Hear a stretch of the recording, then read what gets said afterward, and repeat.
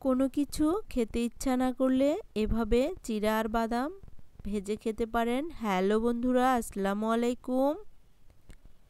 উত্তরবঙ্গ রান্নাঘর থেকে স্বাগতম। আশা করি আপনারা খুব ভালো আছেন।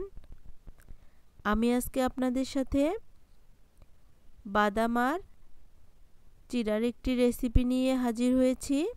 চলুন তাহলে এই রেসিপি কিভাবে বানিয়ে নেওয়া হয়েছে।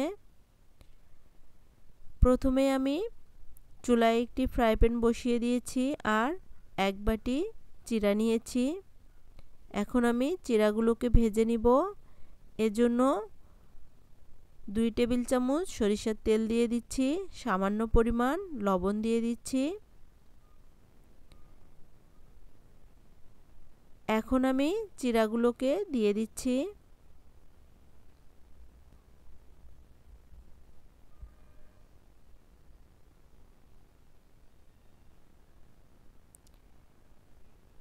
এভাবে উল্টে পাল্টে চিড়াগুলোকে লাল লাল করে ভেজে নিব। দেখুন বন্ধুরা, আমি উল্টে পাল্টে ভেজে নিচ্ছি।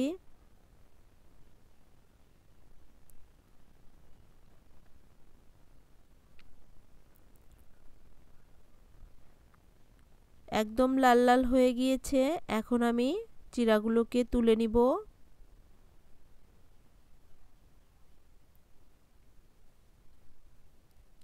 এখন আমি চিড়াগুলোকে তুলে নিচ্ছি।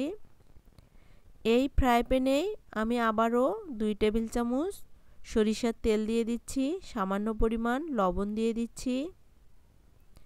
এখন আমি বাদাম ভেজে নিব। দেখুন বন্ধুরা, আমি এখন বাদামগুলো দিয়ে দিচ্ছি। বাদামগুলো দিয়ে খুব ভালো করে নেড়েচেড়ে নিব।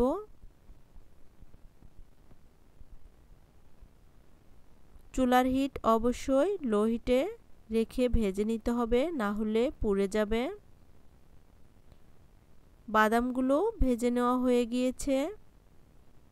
খুব বেশি ভাজা যাবে না, তাহলে পুড়ে যাবে। এখন আমি তুলে নিচ্ছি।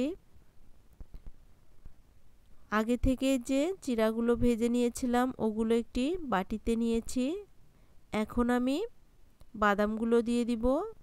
বাদাম আর চিড়াগুলোর সঙ্গে মিক্সড করে নিব।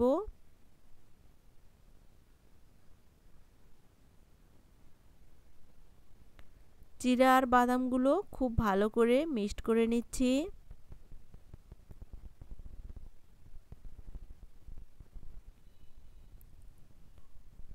মিক্সড করে নেওয়া হয়ে গিয়েছে। দেখুন বন্ধুরা, কত সহজভাবেই বাদাম চিড়ার একটি রেসিপি হয়ে গেল। এতটাই টেস্টি হয়ে থাকে, এতটাই মজাদার হয়ে থাকে। অবশ্যই আপনারা বাসায় একবার হলেও এভাবে বানিয়ে খাওয়ার অনুরোধ রইল।